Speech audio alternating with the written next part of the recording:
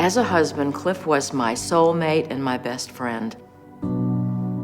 But he was wonderful, he was supportive, he was funny, and in the evenings when I'd prepare dinner, he'd take out his guitar and he'd serenade me. So it was great fun to have a life with Cliff.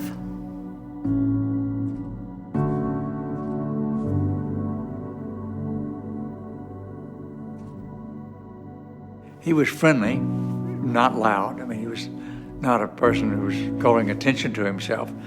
He wasn't that kind of person at all. His whole bearing and his conduct when he was engaged with people really automatically commanded respect. Well, I got to know Cliff very well, and in 1992 I bought a small real estate investment trust that had 20 million in assets, and it was just before the boom in real estate investment trust on Wall Street. And so in 1993, Cliff joined the board, and so we had a great time. And Cliff later became chairman of that board. And that company, as I said, had 20 million in assets, and today it has 6.6 billion in assets and has paid an increasing dividend for 25 straight years, which very few companies have done that. He was a very insightful person, and he was a good judge of talent and character, and he was a very good person when it came to distilling what mattered about things. And that's one of the great skills of leadership, is being able to see through the noise and whatever it is people are occupying their dialogue with and say, here's what matters. Cliff was never about accolades. Cliff did things because he genuinely believed in the cause, or he genuinely believed in the people that were involved. I think one of the things that I loved about Cliff was the way he treated people. He saw everyone as being an equal, and he treated everyone with dignity. I want people to know what an incredible resource he was for Florida State University. He taught some, but his real contribution in terms of making an enormous difference to FSU was with the FSU Foundation.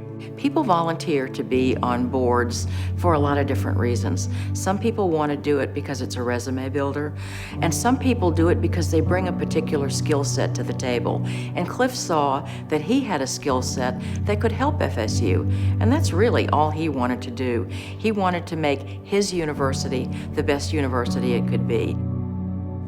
Here was a guy who could manage an organization, manage an investment portfolio, understand all kinds of things about global economies and global political economy, and at the same time maintain extraordinary personal skill in sports and music. I mean, that's both sides of the brain firing all day, every day. Cliff was such a Renaissance man, and when he developed early onset Alzheimer's, it meant that there were so many of those things that he couldn't do anymore. And it robbed him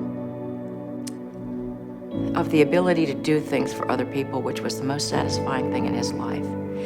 And they say about dementia that the further it goes, the easier it gets on the patient and the harder it gets on the family. And that's true. It's a very long goodbye.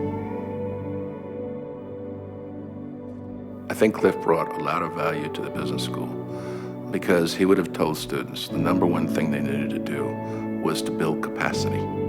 Don't worry about what job you get. Don't worry about what your position is. Worry about building capacity, and your time will come. Cliff was always over-prepared. Lincoln said, I will prepare myself, and perhaps my time will come. That's Cliff.